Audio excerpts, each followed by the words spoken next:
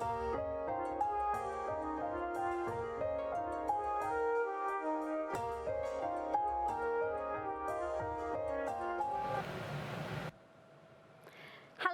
and welcome to The Medium Next Door, and my name is Bonnie Page. I'm the author of Ask the Psychic Medium, God Asked, I Listened, and I get sent in a lot of questions, which I'm sharing with you here all today.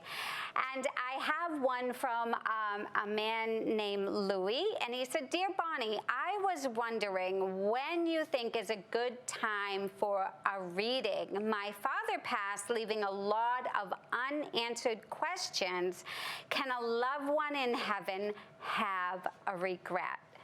Well, a loved one in heaven can have a regret, but to answer the first question to all of you and for Louis is, when is the best time to have a reading? So that can be different for everyone. But you also need to be ready to have a reading, to hear from a loved one, right? Because a reading can be very emotional for some people, especially if your mom or dad just passed or your husband. It doesn't matter if it's just a short time, and I'll hear that from heaven. If somebody books a reading from me, they'll say they've only been gone a short time.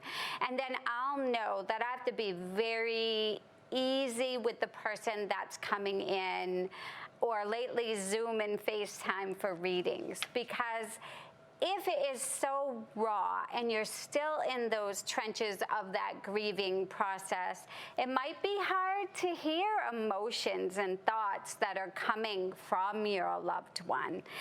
And a lot of times if people have not had a reading, they're waiting for one special word or one specific thing from their person that they've coming in for a reading for.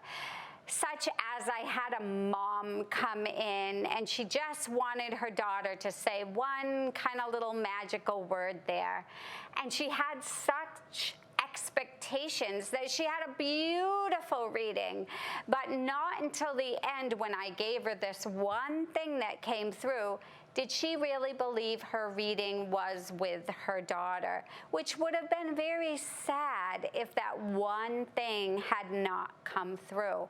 And sometimes it doesn't. It's kind of what's in the medium's head, our database. Spirit uses our database so that they can bring through a message for you. So what do I mean that in my database? So I have a whole reference of things in my head that someone else might not. Someone else might be very analytical or do a certain job that I don't know about, and then I don't have the reference to go with that.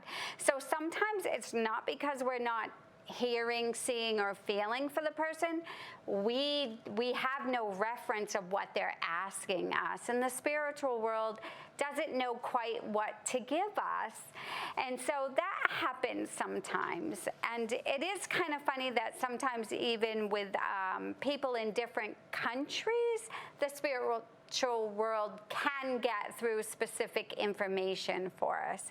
But I would say if your passing of your person was just recently and it's so raw for you, Louis, that you would want to wait a little bit.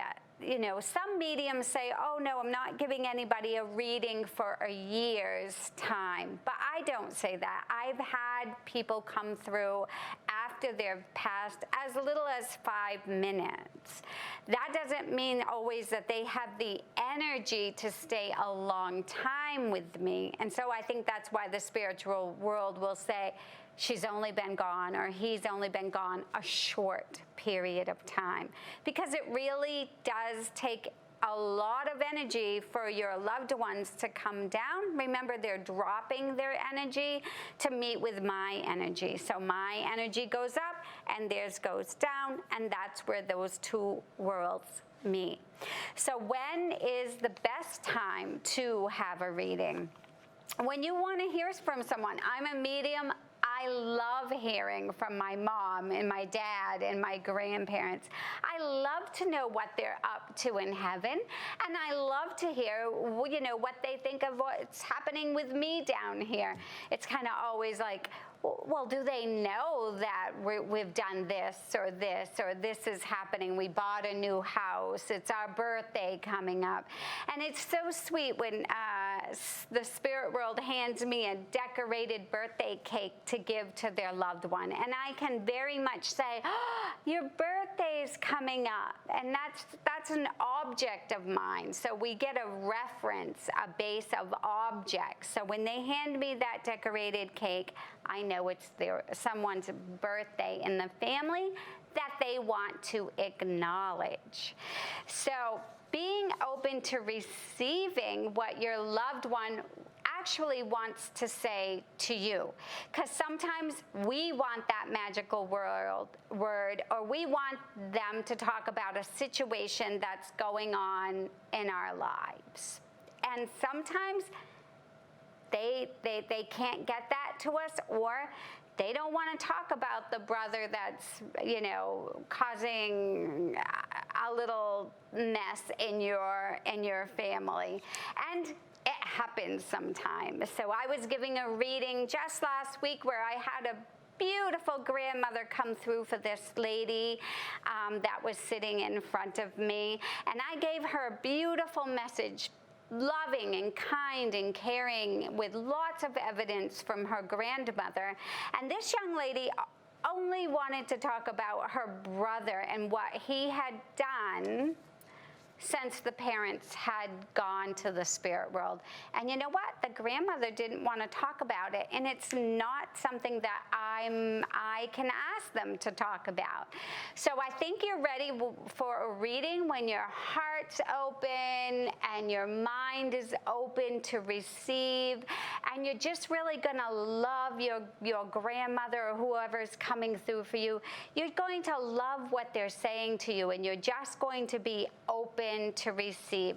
So I think that's the best time to come for a reading.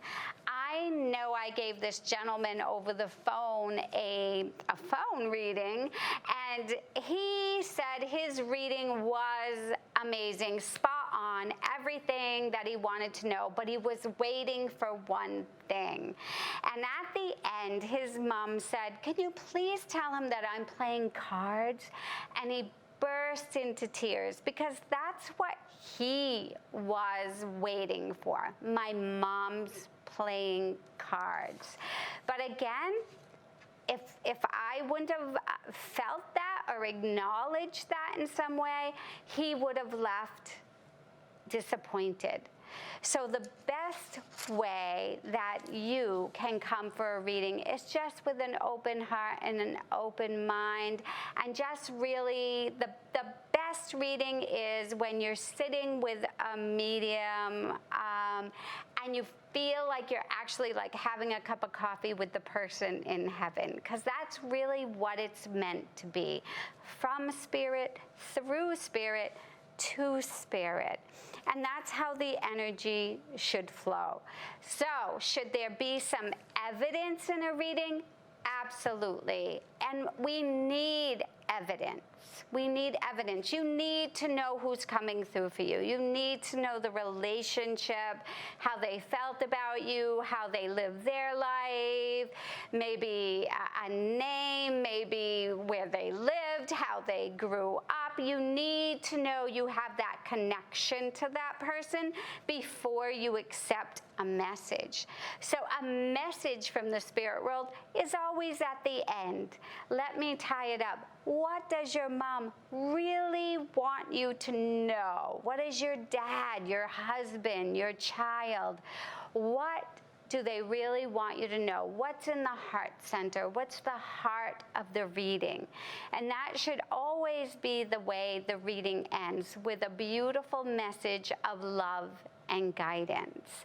So I'm going to leave that with you today. And if you have a question, either from my column, Ask the Psychic, or this television show, please go to bonniepagemedium.com, and there's an Ask Bonnie tab on my website, and you can write in a question to me. Happy to answer them for you. So until next time, thank you for joining me.